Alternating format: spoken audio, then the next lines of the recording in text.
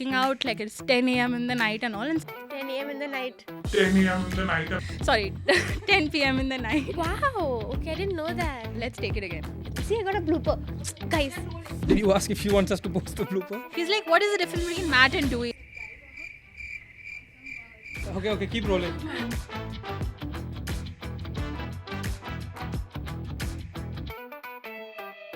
She went from being a college classmate to a close friend to an absolute force of nature in the skincare industry. Someone I look up to, someone I resonate with, someone who really understands me. She's a powerhouse of ideas and energy. She's always moving, she's always creating, and she's always building. She now leads brand at Foxtale. Just so cool. Please welcome Meher to episode 5 of What's next? Thank you so much, Meher, for being here today. Thank you so much, guys, for having me. So, Meher, tell us what you do and what your journey has been like. Okay, big questions first, but currently I've just very recently become a vice president brand, heading the whole skincare piece for Foxtale. Before that, I think I've juggled like multiple roles in the company itself. I would like to say that my journey has been like very, very exciting and like full of learning with Foxtale. I started with the brand when I was in my second year of college. The opportunity came to me through an internship actually, because I was interning at a marketing agency, like a very boutique marketing agency. And actually Foxtale had come there for its branding. And one thing led to another. I was working with the co-founder of that marketing agency. And I didn't even know that I was working directly with her. I was her intern. And all the projects that I was working on, whether it's like, okay, make a PR list for influencers, like just plan a lab trial for this brand, and like, okay, this is the logo branding, this is how the brand book is getting made, like all the initial stuff. We used to have a lot of brands come in at that time. So Foxtale, like, I remember the initial pitch that Ramita Mazumdar, who's the founder, gave. And I was like, wow, I want to be like a part of something like this. It was really exciting to me. I'm a hardcore beauty girl. So I love the business. I love beauty in all senses of the word. Skincare, not so much, but then I became like a hardcore skincare fanatic with that aspect. So I think Foxtale found me in that sense of the word. So one day I remember that this was COVID and my internship was just getting over. I had not gotten an offer from the internship company, like that particular brand, right? And I was like, okay, like I've worked for 3 months, koi baat nahi. I have my third year of college to get to. Mm-hmm. So I remember there was like 10 p.m. at night, and I get a call from the co-founder of that particular marketing agency saying, hi, I have like 2 job offers. He was like, Acha, okay, what is this exactly? And I have no clue in the world. The only startup I knew of was Zomato. Okay? That is like, I have no clue how startups, very fancy lagta tha, the word itself. But she told me that, hey, like, Ramita, the founder, saw your work and she wants you to like come on board like as a initially as an intern, but also like then lead to like a full-time position. And I said, okay, but I'm like still in college, how will I do it? She's like, it's fine, like you'll do it. Tomorrow she wants to have a chat with you. So it was like my interview of sorts, and like we did a telephonic conversation, and in that conversation I was so inspired by Ramita, because she's an investment banker, like she's worked with brands like Sugar and all as like a VC. So I was like, okay, anything I learn from her or anything I learn in that environment is going to be something super exciting. And I honestly didn't want to do anything ordinary. To me, that marketing agency was very chill. They used to start working at like 10:30, wrap up by 6. I was like, it's not giving me the adrenaline rush that I really want with my work. And neither is like, I was very passionate about it. I am creative, but I can balance I need something else with my creativity to keep me fueled. So I was like, ye to nahi ho paega. I don't want to do this at all. And then moving forward, like I was just like, okay, I just said yes in the moment. I came back, told my parents that I sign up kar diya, I'm going to start a job. And my dad was like, how will you do it? My mother in that moment said, I know you'll do it. It's fine. Like I said, theek hai, abhi college is semi-online because it was second year. So wo ho gaya, and then internship started. And that's how like Foxtale found me. And then I think initially I started as a social media content creator for Foxtale. Uh-huh. Exactly, something similar to like what you do. So because they wanted to build a community before the products even launched. So Namita Okay. was very clear on that. She was like, start off like a social media executive, like help us build the content piece of things. So like skincare education, building the community, more from a social angle. And we started our page like Foxtale Skin at that time.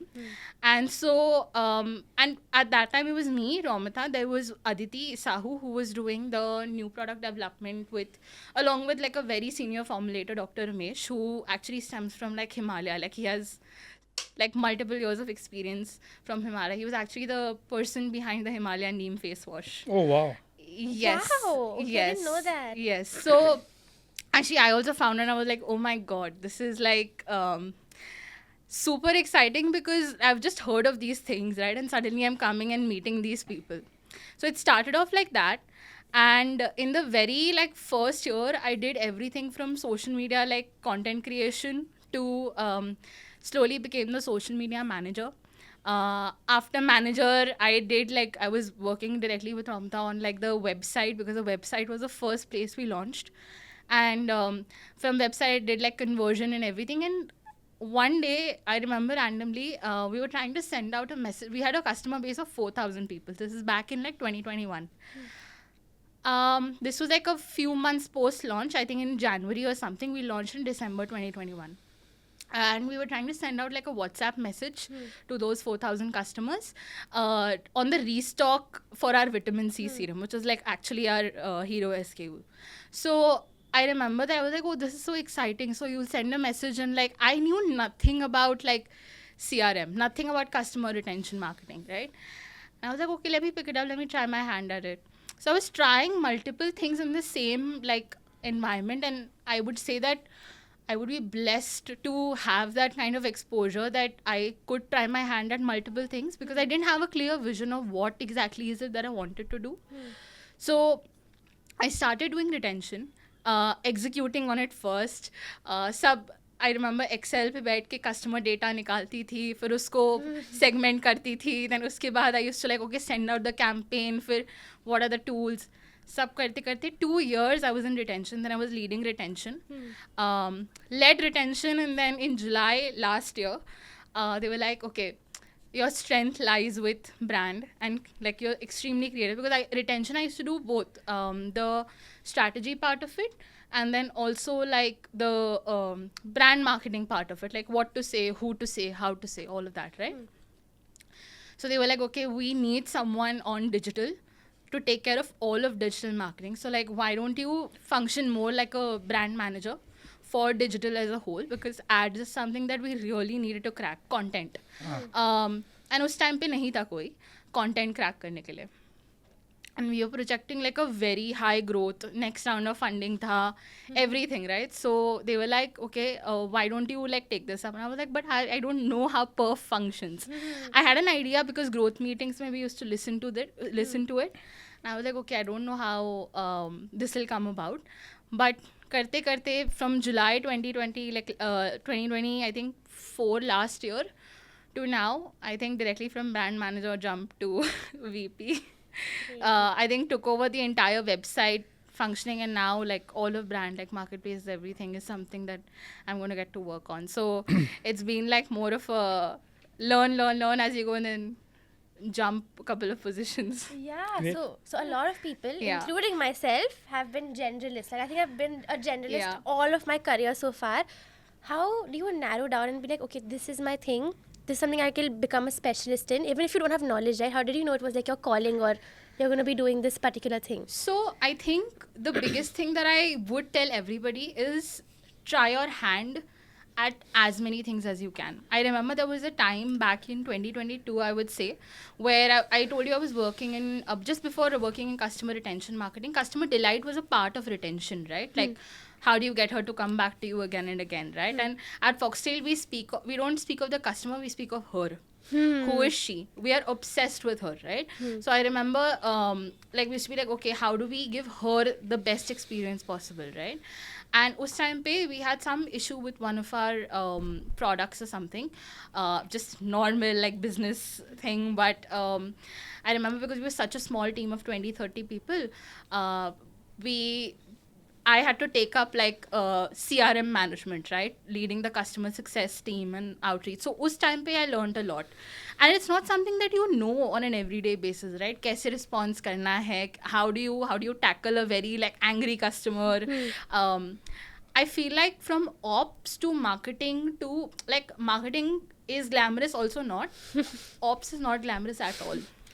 So In the trenches. in the trenches, we've even packed orders once when we like overshot our demand, like in the very beginning Diwali ke time pe. OND is like the best months for like BPC and also the worst for ops. Correct. So both are, so I feel like you try everything till you figure out, okay, this is something that is like really my calling, right?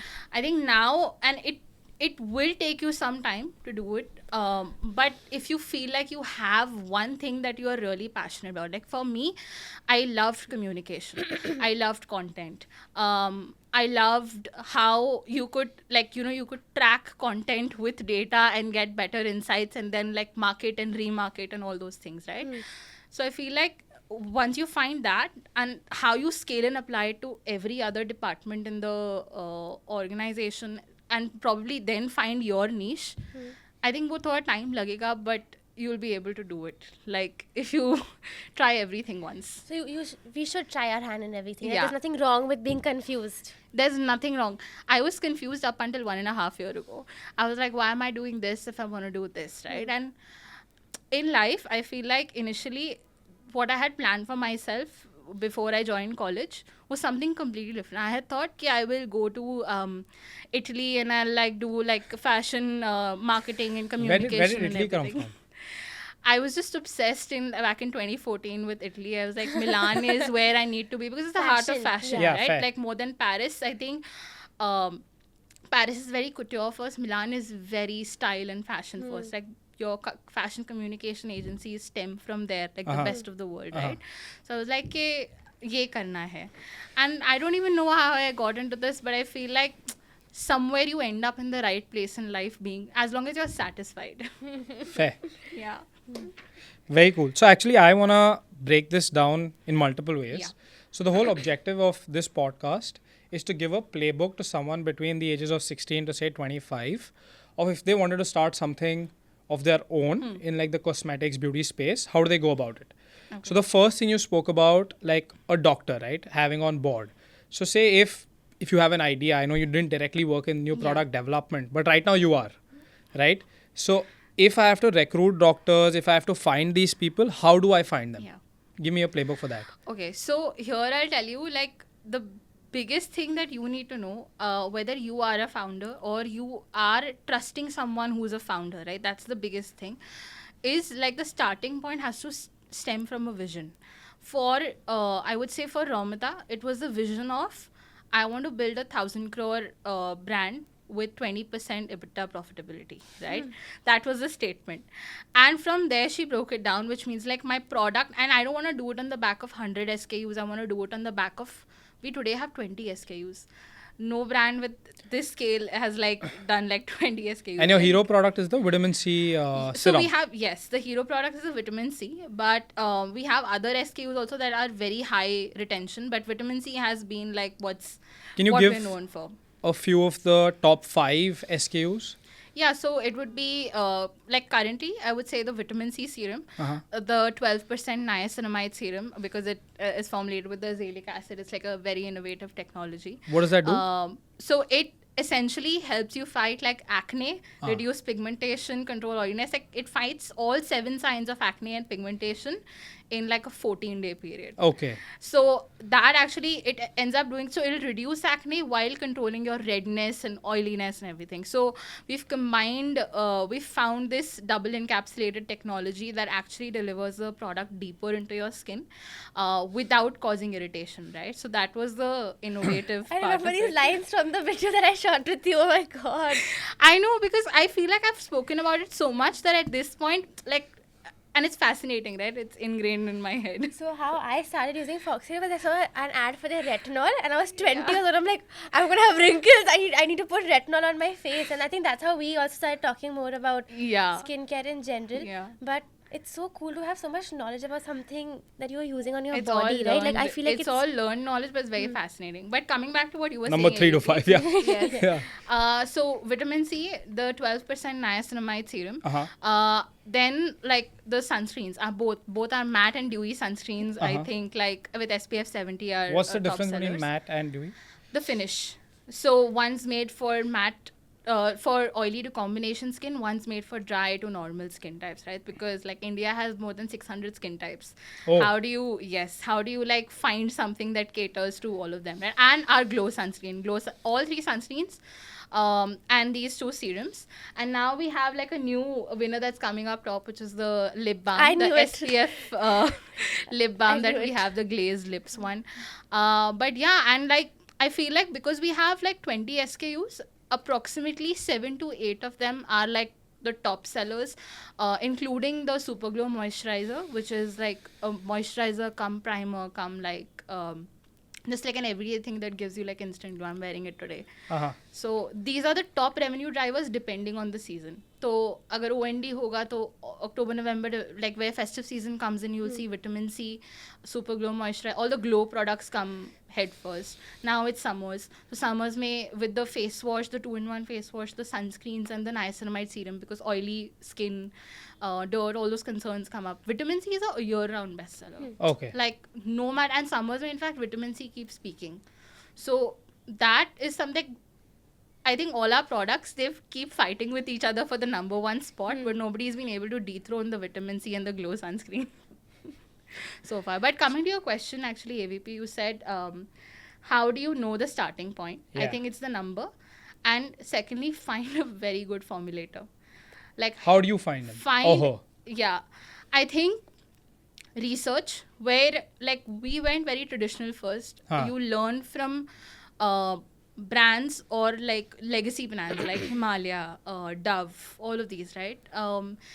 There's expertise that comes with those particular formulators. So I am not very sure exactly how Romita found Dr. Ramesh, but I remember this one story where she went to his house and like in Chennai, and like, you know, he was retired. And she went to him and she told me, I want to build this. Help me make the best cleanser, moisturizer, vitamin C serum and sunscreen. Those are the 4 products we launched with. Okay. Who are still like a part of our best sellers, right? So she was like, help me make the 4-step routine, and like no woman needs more than this.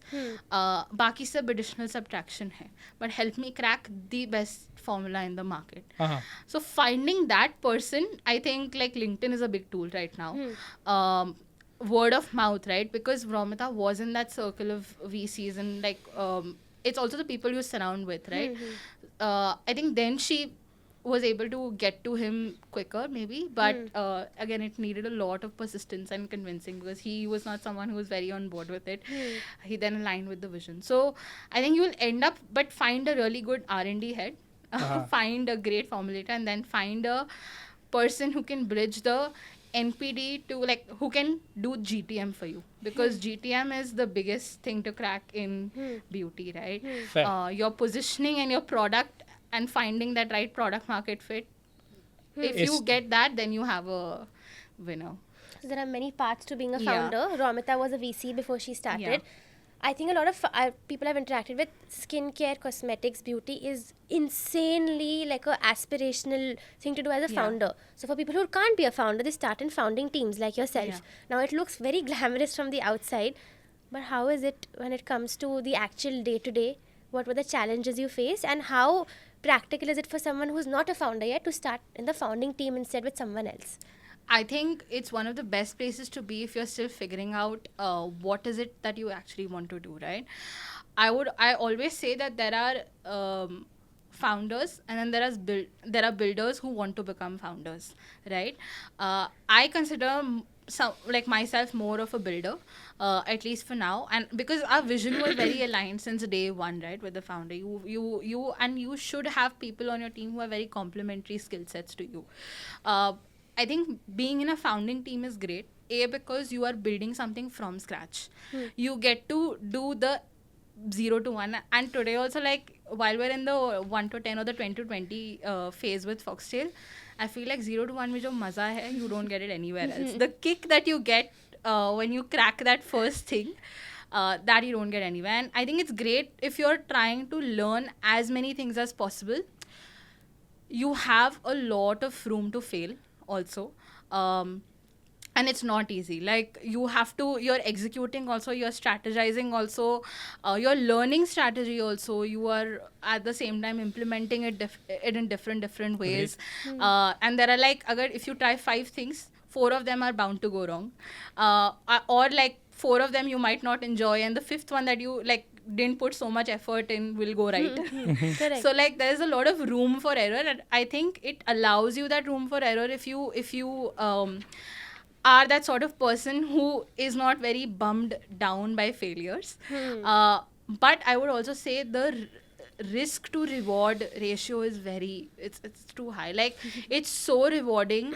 And if you're impact driven, like, I feel like I'm very impact driven. I want to see कि अगर मैंने, and in startups you get that benefit. You implement something and you immediately can see the impact of it within a few days, right? That is not something that you'll end up seeing in a bureaucratic environment in a big place, right? Where you are working at some level and someone else is approving something, someone else above you. Like, यहाँ पे भी है, you have people who you're working with, but the time to execute and the time to see results is much faster. So you get that sense of satisfaction much quicker. Agreed. So that, if you are into that, I feel like it's a place for you. And your founding team, the title looks very good, but you make sure if you get that title, you work 20x harder than every other. Then you're not just an employee. You are getting the title of being a founding team member. You better show up and show out, at least in my book. What's work-life balance like? I तो feel कि work-life balance completely depends on how well you can manage your workload. ठीक है? And the second thing is how much you love your job. I love working. So for me, I do enjoy working. When I'm not working, I'm like really chilling. I feel like work-life balance is a great question to ask someone who enjoys not working. So Namrata, how's work-life balance? I don't believe in the concept of work-life. Yeah. I don't think so. That's why you're looking at me like, huh? Yeah. So, I mean, we've obviously spoken about this a lot before. I don't think I'm at the age where I should care about life, because I'm going to get older, my body's going to stop supporting me, and then I can care about my life, right? And I also really enjoy what I do. I like to be passionate about my work. So work becomes life. Namrata and I are so aligned, which is why we are friends. Because we are like, okay, we can be whatever 50 and then maybe decide कि अब मेरे को work life balance चाहिए. At this point I think the vision that we both have for where we want to be or what all we want to do, मुझे तो सब करना है, उसको भी सब करना है. So in that case, the best thing you do is you forget that there is a life. You try to build a life with the work you're doing. He's just the same, by the way. That's the reason he's here next to me. Otherwise he would I just appreciate people understanding the vision. We've had the conversation. Sometimes we find it difficult to talk to a lot of friends of ours, because for me personally, Meher said the same thing. We just seem stupid, or we just don't make sense to them, and they're like, you're just being very stupid about this. I don't agree. No, but I'll also say that work-life balance is very important. Like, sleep is important. No, I'll break it down a little bit. When I say I don't have a work-life balance, like, that's not a statement at all, because I'll tell you, I come home at a reasonable time. मैं जितने बजे भी आती हूँ, मैं 10 बजे आती हूँ, whatever. I come home, I chill. 10 o'clock is not a reasonable time for many people. I just want you to know that. Yeah, but that's my time. Whatever feels reasonable to you. Like, let's say by 7, 8, you're back home. You have the entire evening to yourself. You do whatever. And we have weekends off. So, like, I'm here right now this weekend, right? We've had 3 days off. We've completely chilled out for 3 days, watched like movie marathons and everything. Everyone has a different, worked out a little bit. जहाँ पे मन क्या. But point is, वो आ जाता है अपने आप. you just have to be aligned with this is my chill time, this is my work time, and like I feel go hard or go home. Yes, exactly. But also about sleep, I think it really affects the quality of the output you have in your life, and that is one thing I agree that should be balanced. In the whole scheme of things, maybe you don't go out for a dinner, but you sleep a little extra. I agree. But work-life balance ho jata hai, okay? I like love going out for cocktails and dinner after post-work. So even if we get like done at like 9:30, we'll be like, okay, let's go to Yaucha, let's go to this place. Like I love food and this thing. So wo apne aap ho jata hai. Next morning I'm refreshed. Chalo, I went out, I dressed up, I'm done, now I'm back to work. It definitely helps, but at the same time, what I think you have an advantage over many people is you love the people you work with, and I think that's a gift. Like it becomes difficult sometimes to chill with the people you work with because you're so done with like spending the entire day with them. But I think that's a very rare and great equation to have with who you're working with. I'm like really blessed to touchwood, I'm very, very blessed. I touched the chair.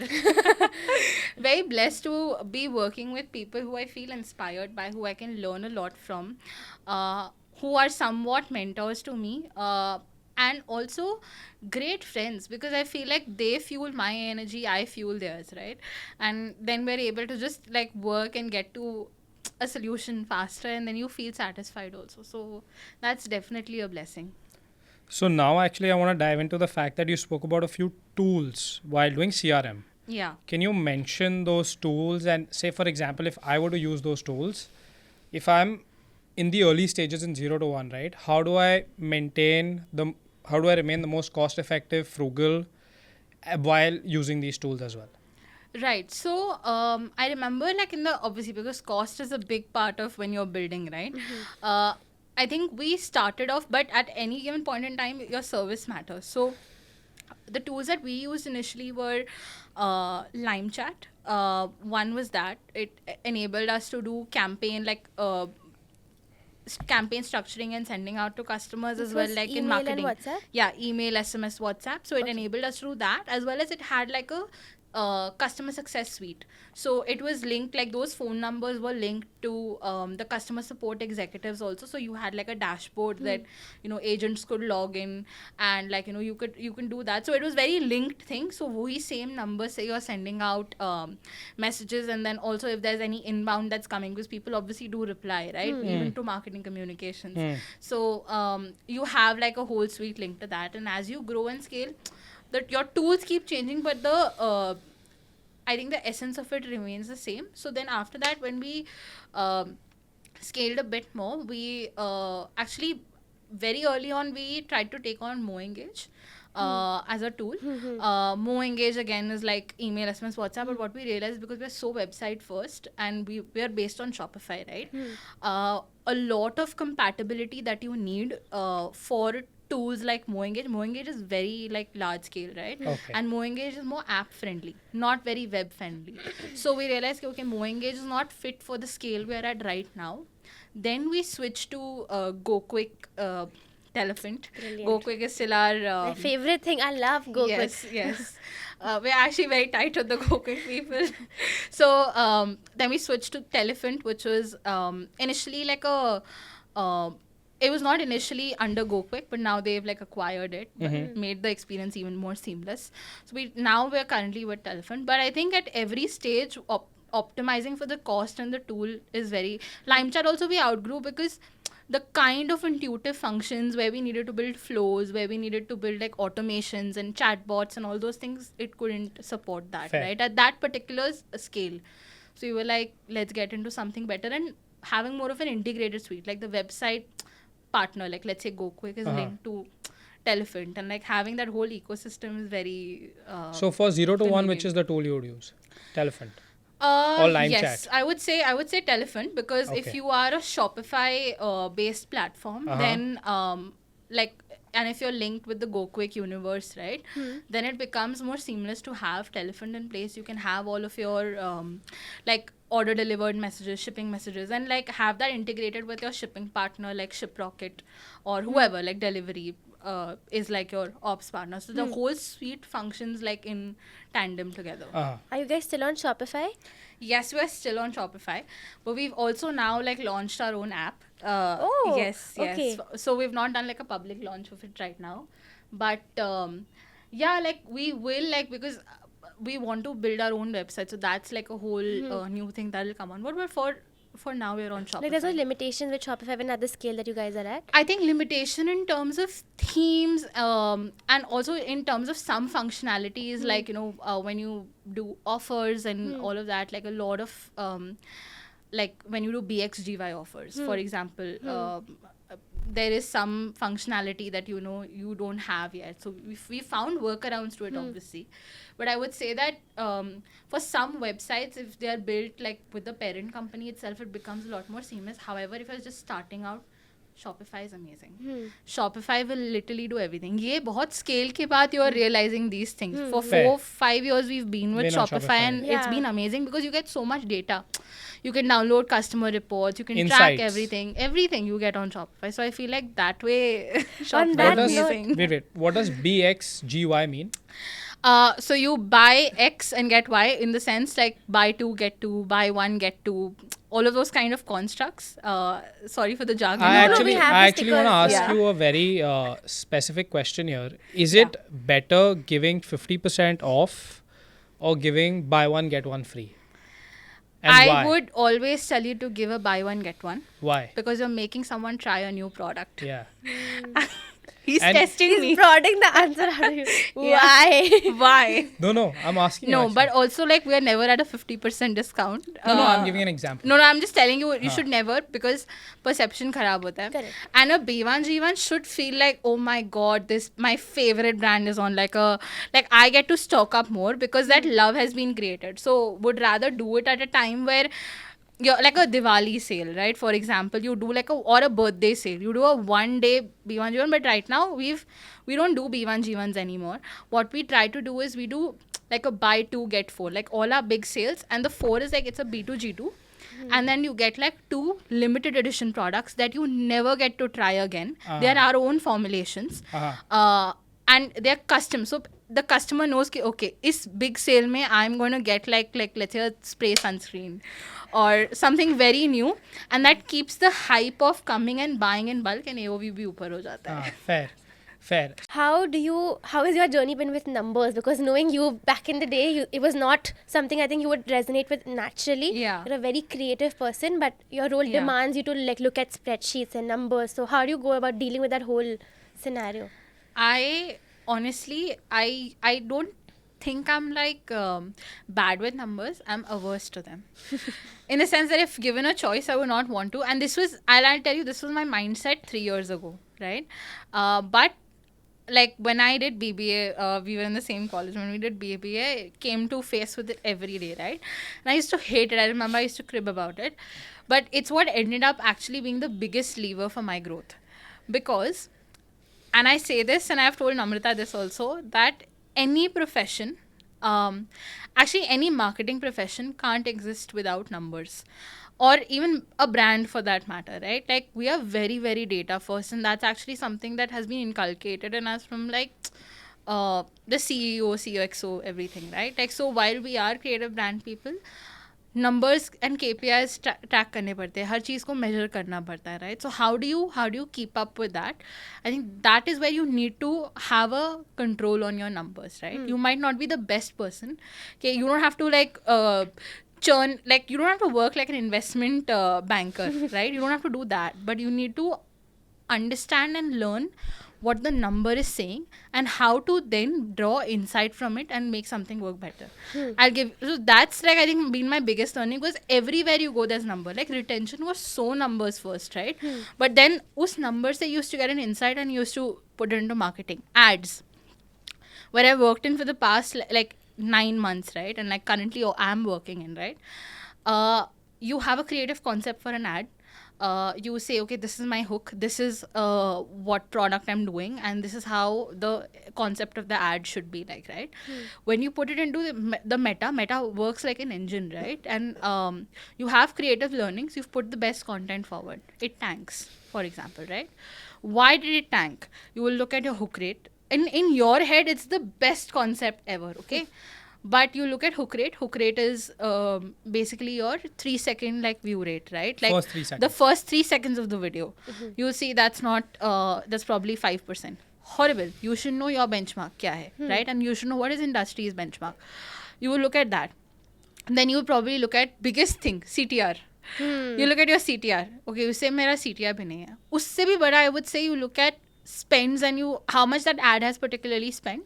That's how you know it's tanked. If it's not spending, it's tanked, right? You could have a 2% CTR with something that has 500 rupees spend. You know that's tanked, and the numbers will all speak to each other. You will know okay, this has probably not worked for me. So everywhere with creativity also you need that backing of numbers to support. You can't just have an intuition. Your intuition needs to be backed by some sort of data driven insight for you to be able to like function. Like I tell Namrita this, I used to think that, I'm like a hearts, flowers, emojis, marketing girly. And this was like 3 years ago. You can't be that. You have to be both that, plus you have to be the numbers with like my big glasses on, like looking, acha, iska roas nahi baith raha hai, iska ye nahi ho raha hai. Like all of that kind of stuff. So everything has to work together and you have to track, acha, CVRs dropped here. Open rates are low. Like across the board, right? Whether whatever department you're in, numbers will come in and uske basis pe you will be able to make marketing or branding decisions for that matter. And how do you get started in making it less intimidating for yourself? Like, I would say एक होता है learning from mentors. Second is self improvement, right? Like in the beginning it was very intimidating to me. So I actually was blessed to work with the head of digital marketing, Ashish, from Foxtale, right? He's like a stellar guy. So he used to really break it down very simply, and he's someone Hindi में बोलता था, देख अगर ये नहीं काम कर रहा है, CPC तेरा लो है, but तेरा let's say तेरा CTR बहुत high है, देखो तू CPC देख, तू पूरा funnel देख. So he used to explain it to me like, I'm 5. One is that, right? Break down anything and ask the other person to explain it to you like you're 5, right? Because at the end of the day, jargons can get very confusing when you're working in marketing, right? Secondly, for something to stay fresh in your head, I have a good habit where I scribble a lot in my diary. So what I do is anytime I learn, I immediately have to write it down. And once I write it down, then I break it down into like charts and diagrams. Acha, ye aise. It's more of like a mind mapping that I'm doing of that particular thing. And then ghar jaake when I get time on my phone, I like later I would just Google, okay, okay, if my CPC is low but my CVR is good but my CTR is low, like what does it mean for a particular ad? Like I would just keep learning because questions would keep coming up, right? So, and I think observation, you have to also give certain things time, right? So one is self-learning, one is having a great mentor to like work with in that. More than mentor, I think having a great colleague or someone who's a subject matter expert, right? There to support you. But if not that, I think AI, ChatGPT. Our best friend. You just talk to the narrator. Yeah. Hello, explain this to me. This is my idea. Just keep this in mind. Yeah. Oh my god. No, I do this a lot, and I think it's one of the best prompts. Like, take a very complex problem and just tell ChatGPT, like, and this is abhi, like, AI is like really become AI in the last like 1.5 years, right? I just say, explain it to me like I'm 5. That's my favorite prompt, and it would really break it down and make it simpler. I don't like making very simple things complex. It's not needed. Fair enough. So now, can you explain your entire distribution strategy to me? Right, you're primarily only online as of now. Is that no? You're not. No. Okay, so now first let's break down online in terms of the platforms you're present at, how you made the choices, what commissions do they take, and then your own D2C site. What percentage of your sales come from each of these? So I'll tell you the platform distribution thing. So we are 50% website, right, which is a very big thing, and the rest is divided amongst marketplaces and offline. Okay. So I would say marketplaces do take up about 40 to 45%. And that's both B2B, B2C marketplaces. So like Nykaa, Amazon. So Nykaa and Tira and Accept become B2B. And B2C is like Flipkart, Amazon, Myntra, all of these, Are you right? also on QCOM right now? Exactly, QCOM. So marketplaces, we divide them. Marketplace के अंदर ही QCOM डाल देते हैं because the structure is similar. It's just a different model. So QCOM as well, like Blinkit, Zepto, Instamart. We're currently everywhere. How tough was it to get on these QCOM platforms?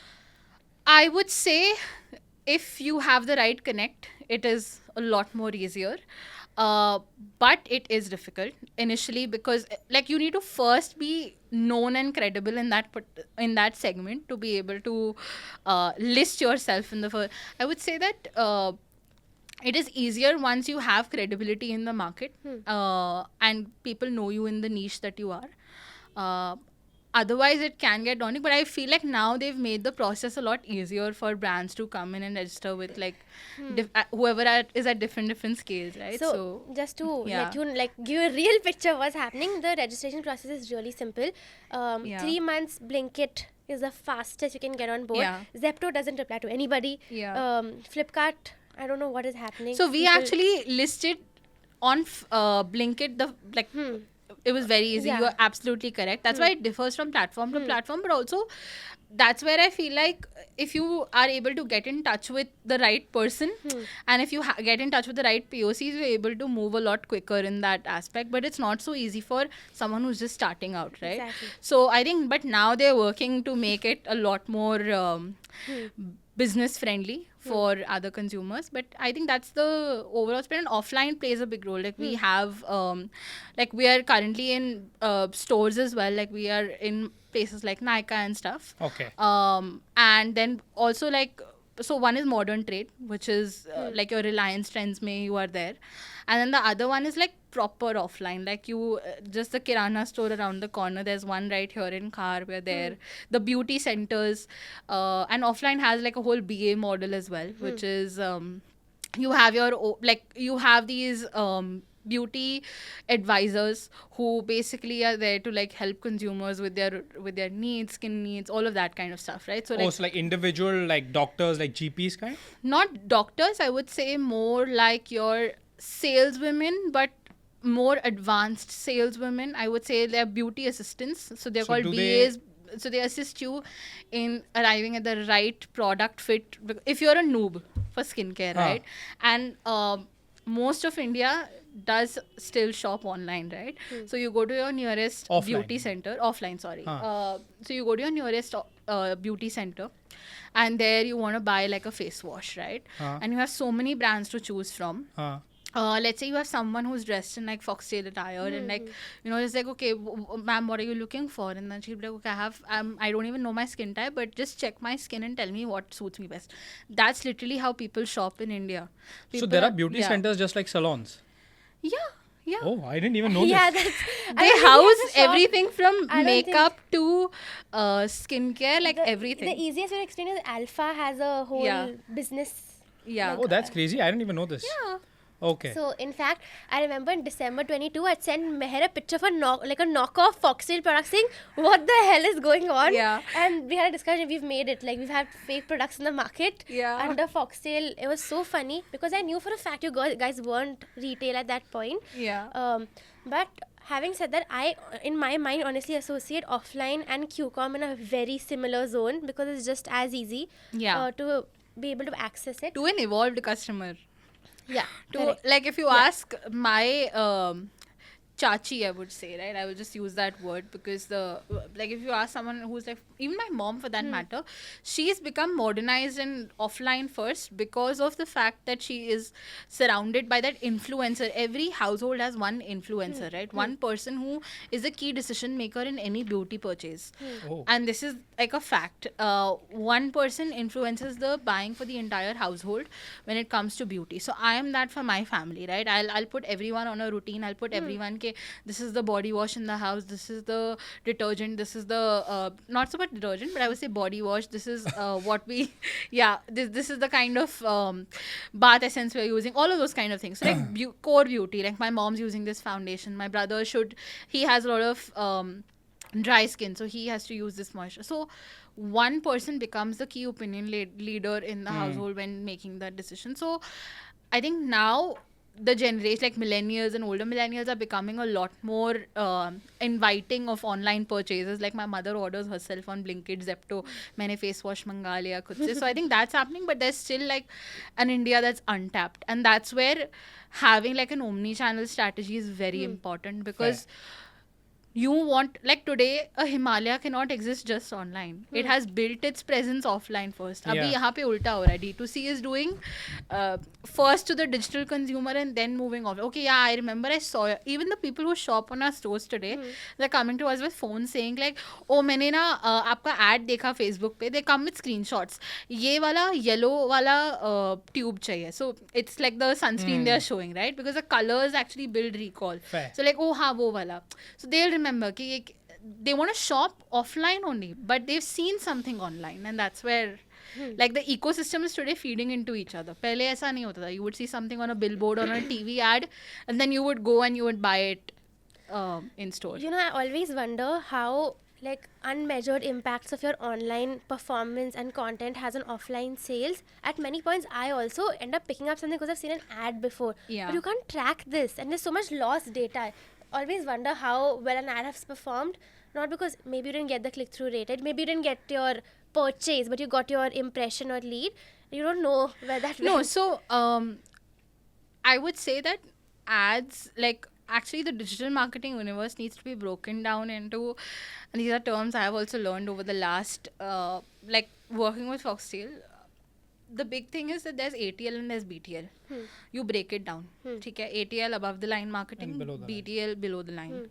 Everything digital can be divided into two parts. One is when you're running a reach campaign, when you're just running something for pure reach, like YouTube, you're running YouTube pay ad. I'm just giving you the placement, it's called something else. When you're running something like that, you're just doing it to show it to a user and not have any output come out of it, right? When I say output, the output can only be measured like in 45 days or so. Like, and this is actually when we had meetings with Meta and stuff like that to say. So 45 days is that key North Star number? Yeah, 45 days is what you need to be able to see the impact of any ATL campaign that you run. Not any ad, ATL campaign. Okay. So we ran a recent ATL campaign which was related to like it was the brand film with our key 3 glow products back in like October, November, December, right? And we did targeted cities for it, and we saw the impact 45 days later in our Jan birthday sale.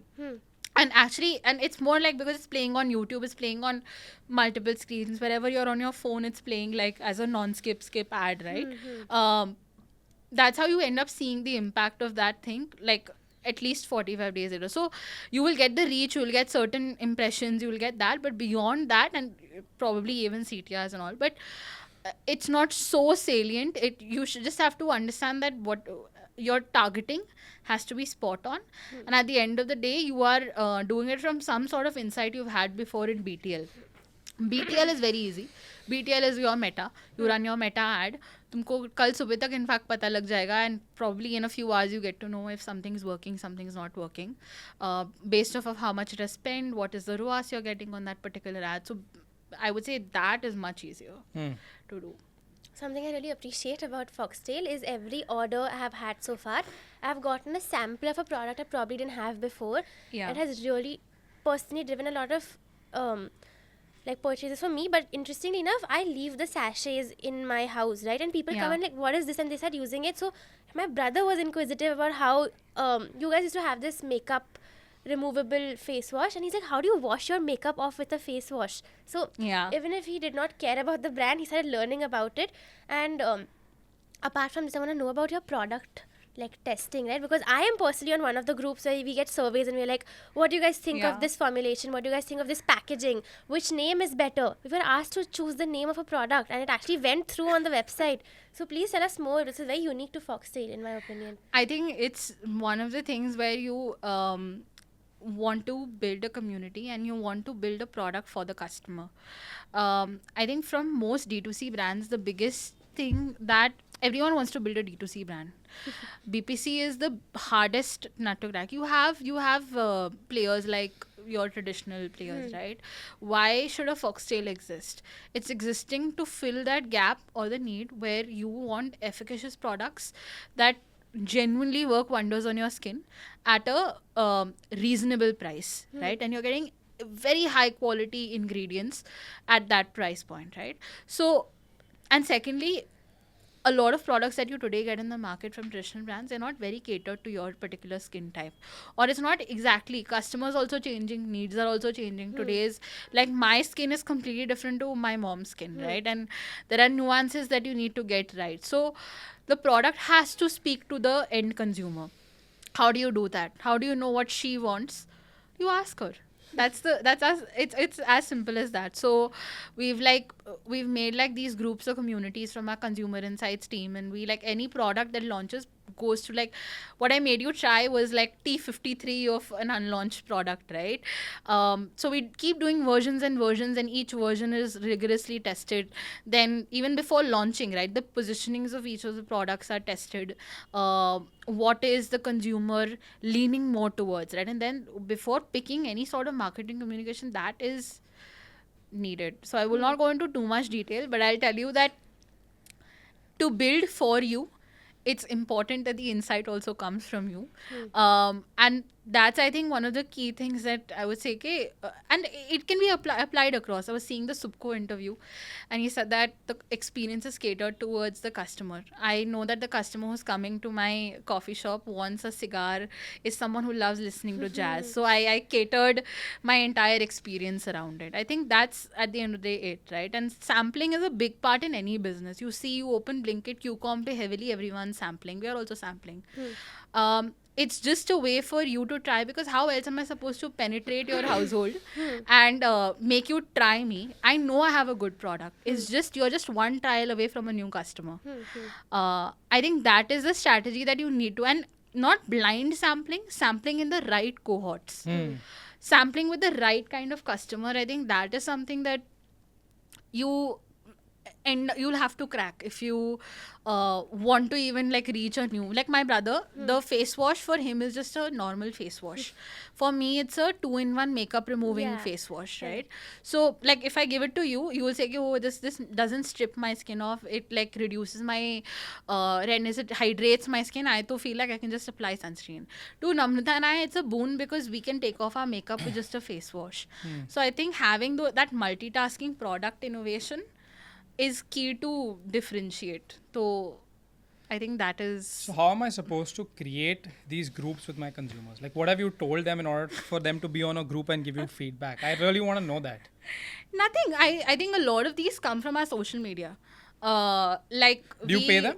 Do you pay them? No. Ask Namrata if she was paid. I'm doing it out of the love for the brand, because they really, like, took care of me as a consumer. That's the community. Yeah. So it's the power of a community. Like, very simply speaking, people, and a lot of them will say, I don't have time for you. If today, I'm giving a very basic example, if today Charlotte Tilbury tells me that I'm reformulating my foundation, and, like, I want core makeup lovers to be, like, on the panel, and I want them to give me insights about it, I would go without being paid anything, because I love it so much, right? And I'm a fan of the brand, plus I'm a fan of the category. So the people who you initially end up, who becoming your community in that space, will come from your social media, will come through word of mouth, will become people who've loved the brand and the product, and will blindly follow you for that purpose. Wow. Can I give you a very personal anecdote? Yeah. So I had tried this one green moisturizer of yours, this overnight. It's the overnight glow mask. Yeah, and I'd put up a story saying this is the only Foxy product I do not like, because it's very sticky. And someone replied to me saying, oh, why? What did you explain? What was the experience? And they asked me questions. I did the same thing for Hyphen. They were, oh my god, I just cannot. I hate that bloody lip balm of theirs, because it was horrible. And I was urged to talk about it on social, and I had no reply. So I'm telling you, I felt heard with a brand, and that stuck with me. Yeah. Like, so actually the thing is, again, consumer feedback is so important, because the overnight glow mask, it was we've just made very slight tweaks to the formulation when we got the feedback that it's a little heavy, right? If you try it now, the newer version, you'll I feel did. like it's not That's what I'm very. saying. I It's genuinely a felt lot hurt. more. It's a lot more lighter. The heaviness because it's a mask, right? It had to stay on your skin overnight, so it was made with that aspect. But then we made certain tweaks. We were like, okay, let's make it a little lighter. We're getting these, and then again, it's one of our like masks is a category that we have a lot of share of voice in, because of the clay mask also. So we take it very seriously. Yeah, I remember the Ori reel. It's Yeah. like ingrained in my head. That's peak marketing. So I have always worked in smaller teams. The only place I actually had corporate experience was 3 months at Tata. And the one thing I realized is the values of the founder, if they're strong enough, they trickle down to even an intern. 100%. Yeah, so with you, I see a lot of Romita. Like, I feel like when I've heard you both, Yeah. I feel I hear the same thing. And how important. And a lot of AB. Yes. I feel like I forgot talking about like one of the one of my key mentors, I would say, is Anandita Biswas. Like we all call her AB. She's the Chief Strategy Officer. She's been my mentor since the beginning. She was someone who came in. She was a sole person in marketing. I was working with her. Even right now, like she's actually someone who leads all of brand as a parent company.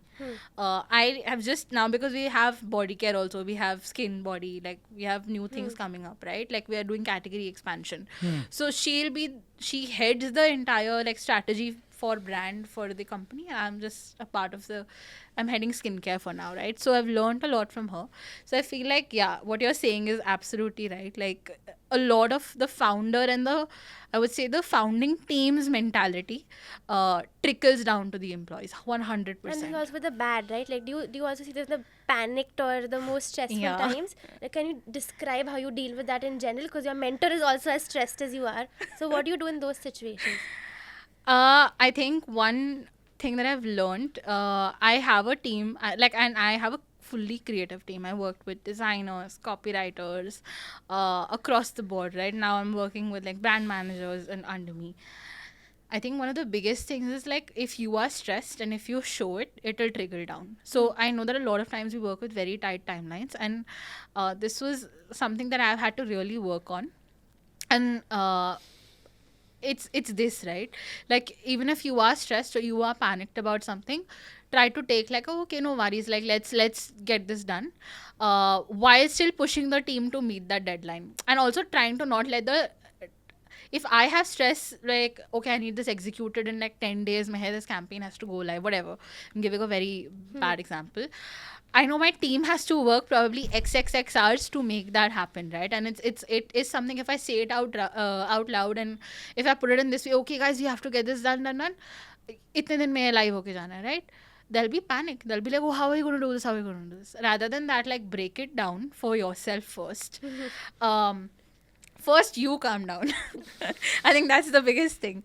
You calm down, write it down, break it down in parts, put actionables, divide the work, and then you'll probably get to like that answer much quicker without translating the stress. And this is something I've learned from like observation quite a bit.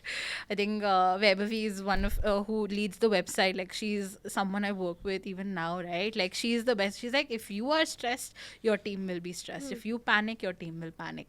And if you don't break things down for yourself and just panic hawa mein, everyone will do that. So I think that is one of the key things, to not let it. And I think founder mentality, how passionate you are, like about any topic or anything, I think that also translates. So the good and the bad both will translate. Like if I'm passionate about, okay, we have to hit this number in Jan, when we had to hit a certain number for our birthday sale, the creative team is the biggest lever, because people think, okay, numbers hai, targets hai, but the creative actually ends up getting you to that target. Now what you show to people is how they'll buy your product. Right?